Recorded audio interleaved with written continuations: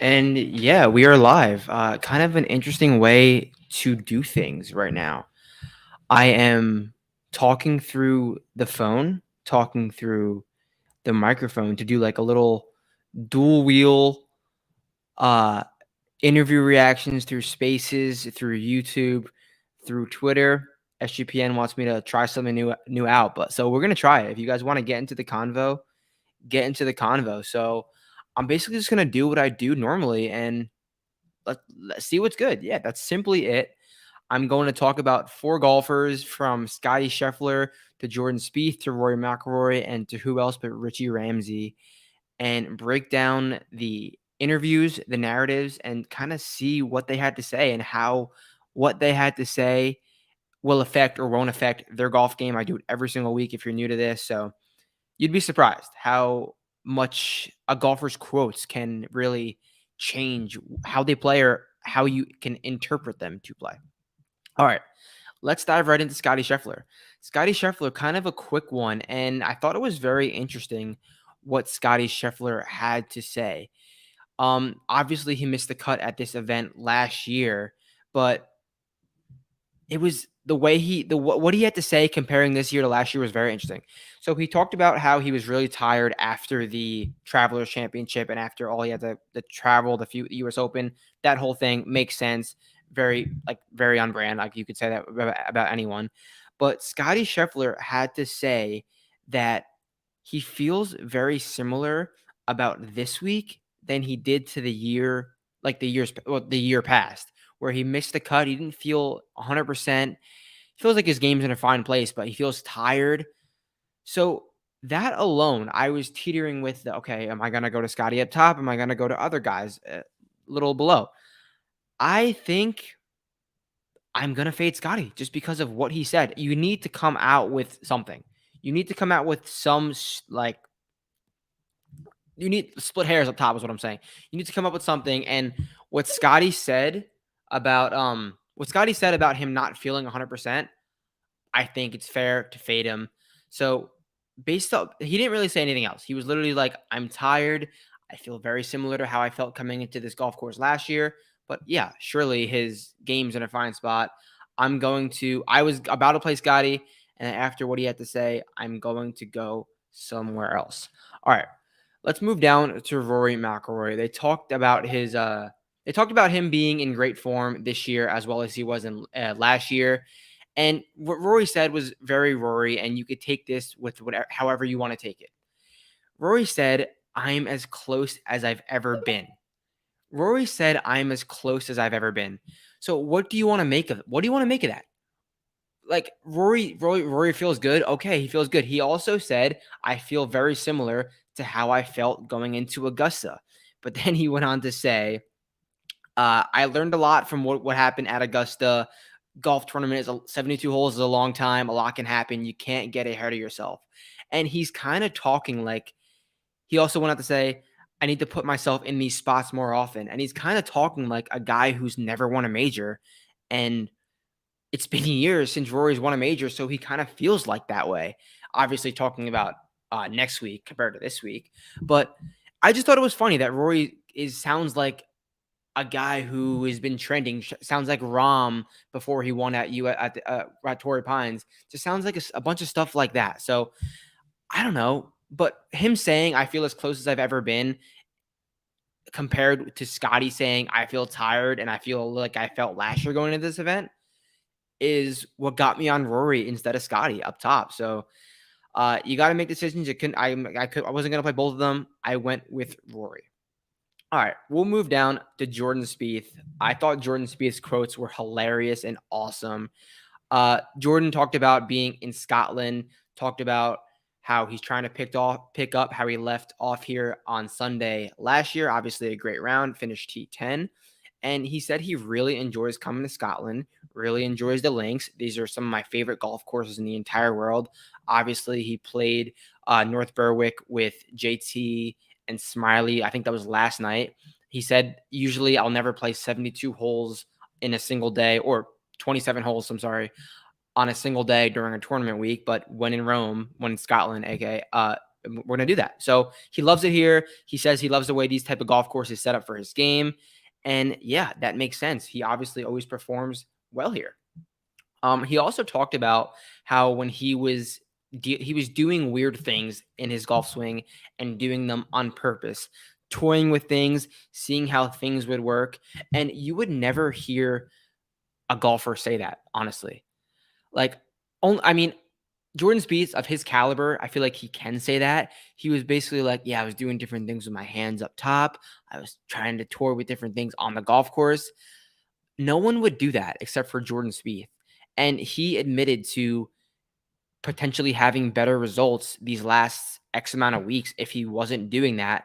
But he feels like he's in a really good spot. He said, I feel verbatim, I feel like I can make swings that are essentially mapping my DNA at this point, especially on the range, and then transfer them onto the golf course the past few days. It's getting more consistent. So Jordan, it does not get more Jordan than what he had to say. So I like the course fit for him. I don't know what you want to make of those out of those quotes, but he says he likes it here. So I'm down. Let's run Jordan out. All right. Final guy, Richie Ramsey. And he is a Scottish golfer. This is his home golf course. He says he plays here once a week. And I thought it was interesting when they asked him about local pressure, because they also asked Owen Ferguson the same thing, and they kind of went about it differently. Owen Ferguson was basically like, yeah, I'm still starstruck when I see guys like Jordan Spieth, when I see guys like Justin Thomas on the range. I really want to beat Ricky Fowler. But uh Richie Ramsey was like, no, I don't think of it as a different week. I think of it as a golf tournament. It's it's easy to want it a lot more, but if you think about chasing something, it's going to put you in a worse spot. So you got to go about it like it's a regular golf tournament.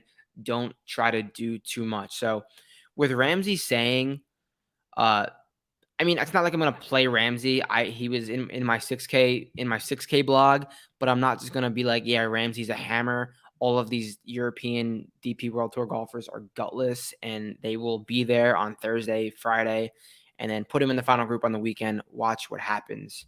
So yeah, those are the four guys I wanted to touch on. Tom Kim, Xander Schauffele didn't really have much to say, but I think these four guys can made me think differently about how I view them going ahead for this golf tournament. So yeah, that basically wraps things up.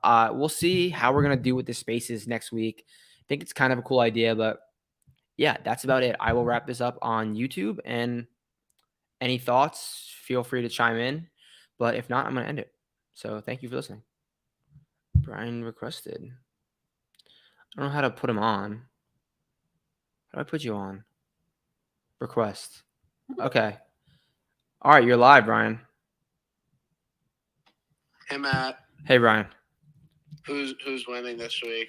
I think Cantlay's winning.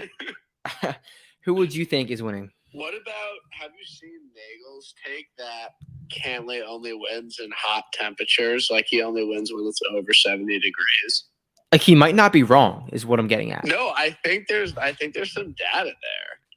Yeah, so strokes gain weather. Obviously, it's going to be cold here. Is Cantlay no longer? Yeah, like he's won 2 BMWs. Those were blazing hot. He's won Memorial twice. Those were hot. Blazing hot. CJ Cup, that was in Cali. Like he might not be able to handle the cold. People are saying, yeah, I mean, he is born and raised in California, went to UCLA. We will see, because this is an event that Cantlay, if he doesn't finish T10, it's true, I think. Okay, like this is the litmus test for him. All right, yeah. So what about Feegs, man? Are we buying low on Feegs? We're buying low, and like I've said in the past, and I think you agree with, there's no perfect course for Sahith Theegala. Like he can perform at a tight golf course. He can perform at Augusta. Like it doesn't really matter. When the number's right, we buy Feegs. None of the stats ever make sense for him. So I'm happy to see you're on him. Also, I think he is a really underrated short game. Yeah, did you see that? Did you see that video? No, yeah, that was like I bet him before that. Honestly. I'm not sure if I believe you, but we'll go with that. No cap. I'm not happy about that. But like, remember when he chipped in at Augusta? He did in fact chip in at Augusta. He So does he have. must be good around the green. Yeah, he has those events where he'll gain a ton of strokes around the green, and you're gonna need that this week. That was my highest correlated stat this week. So we're going with the Thiegs strokes gain magic beans for sure. Who do we have any like not winning this week? Like, do you have anyone that absolutely isn't gonna win? Yeah, Ricky Fowler.